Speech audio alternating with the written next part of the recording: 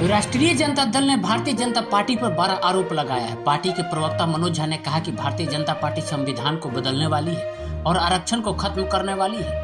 राष्ट्रीय जनता दल के प्रदेश कार्यालय में बुधवार को आयोजित एक प्रेस कॉन्फ्रेंस में मनोज झा ने एक एक करके कई मुद्दे पर बात की है। मनोज झा ने रामनवमी को सभी की शुभकामनाएं देते हुए कहा कि मोहन भागवत ने 9 वर्ष पहले संविधान की समीक्षा की बात कही थी। भारत का संविधान दिखाते हुए मनोज झा ने केंद्र सरकार पर हमला बोला है। उन्होंने कहा कि जो संविधान बदलने की बात करते हैं, ये संविधान सबकी गारंटी लेता है, शिक्षा, रोजगार सहित सभी मुद्दों की गारंटी देती है। मोदी जी इसको बदलने की बात करते हैं। संविधान में संशोधन हो सकता है, आप बदल नहीं सकते। ये लोग आरक्षण खत्म करने वाले हैं। देश की जनता इसका ख्याल रखे। ये संविधान नहीं रहेगा तो देश नहीं रहेगा, बस नागपुर के विधान रहेगा। देश की जनता को संविधान बचाना है। हमारे संकल्प पत्र में सब कुछ संविधान से लिया गया है। प्रधानमंत्री जी इस पर क्यों नहीं बोलते हैं?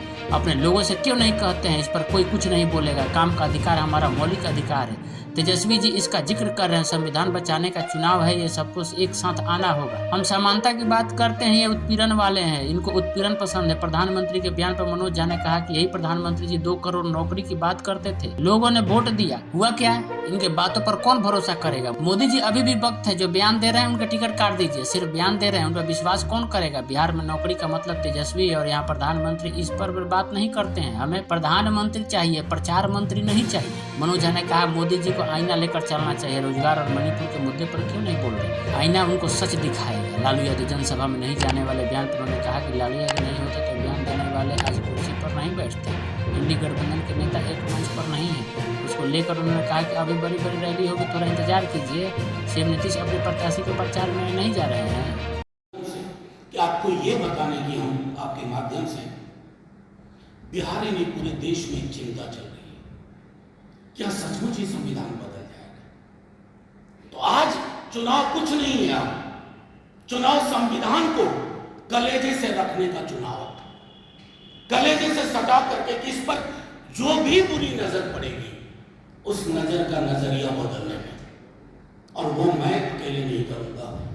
वो कहते हैं ना, इस रात की दीवार को उठाना है जरूरी। ये काम मगर मुझ अकेले से नहीं होगा।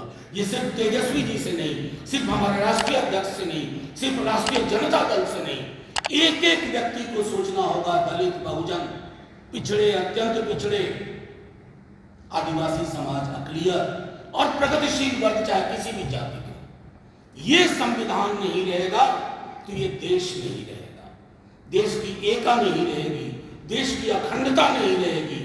बस रहेगा तो रहेगा सिर्फ नागपुर का विधान। संविधान और नागपुर के संघ के विधान में मीलों मीलों का फासला है। इस फासले को मिटने ना दें बिहार की जनता, देश की जनता। आखिर यही संविधान था ना कि तेजस्वी जी आपके समक्ष बिहार के लिए परिवर्तन पत्र लेके आए। एक एक चीज इसी संविधान से निकल रहा है। नौकरी, स्वास्थ्य, गरीब महिलाओं का सबलीकरण लाख रुपए के माध्यम से, इस सब संवैधानिक व्यवस्था है। क्योंकि संविधान कहता है डायरेक्टिव प्रिंसिपल्स में कि सत्ता और संसाधन का एकत्रीकरण चंद हाथों में हो, ये रोकना है। ये सारी चीजें वहां से निकली हैं।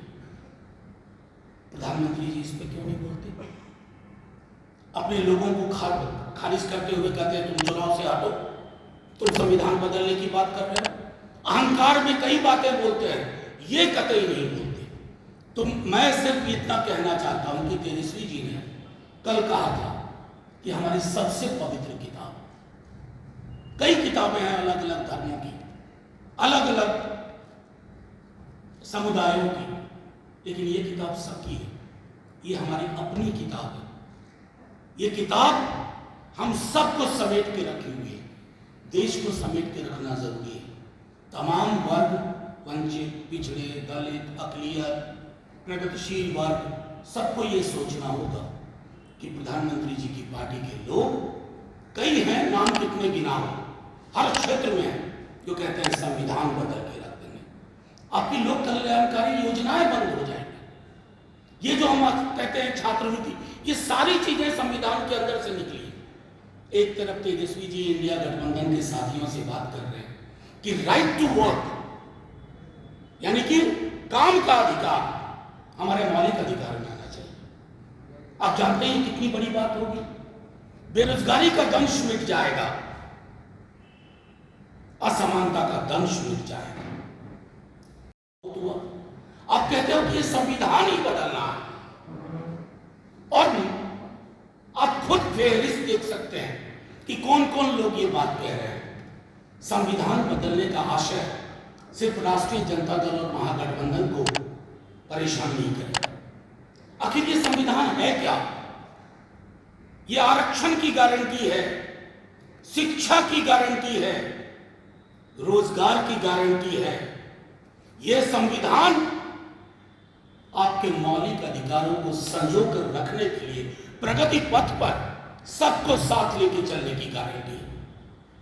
अरे मोदी जी बड़ी बड़ी गारंटी दे रहे हैं, अपने लोगों को समझाइए कि यह संविधान जिसने इस देश को सांस लेने की जगह दी, उन तमाम घरों में जिसमें चिराग नहीं था, रोशनी नहीं थी, वहां तक रोशनी पहुंचाने का काम किया। आप उस संविधान को बदलने की बात कर रहे हो। क्यों? क्योंकि आपको वो व्यवस्था चाहिए। संविधान बनने के पहले महीनों साल तक संविधान सभा की बैठकें हुई। मैं दुख के साथ कह रहा हूं कि प्रधानमंत्री जी के अंदर इतनी संवेदना नहीं है, इतनी समझ नहीं है कि संविधान सभा की बैठकों का आकलन करें। किसने क्या कहा, किसकी क्या सोच थी। फिर अंबेडकर साहब ने 1949 में आखिरी बैठक में क्या कहा? उन्होंने कहा कि यह संविधान है, बड़ी अच्छी किताब है, आपके अधिकारों को महफूज रखने की बात है, लेकिन जिस व्यक्ति के हाथ में ये रहेगा, जिसका काम है संविधान को चलाना, क्रियान्वित करना, अगर वो व्यक्तियों का समूह और दल अच्छी नीयत का नहीं होगा, तो ये संविधान बचाव नहीं कर पाएगा। आज हम उस परिस्थिति में पहुंच गए जहां बेशर्मी से लोग कह रहे हैं, बेहयाई से लोग कह रहे हैं कि हम संविधान बदल के रख देंगे, हमें बहुमत इसलिए दो कि हम संविधान बदल के रख देंगे।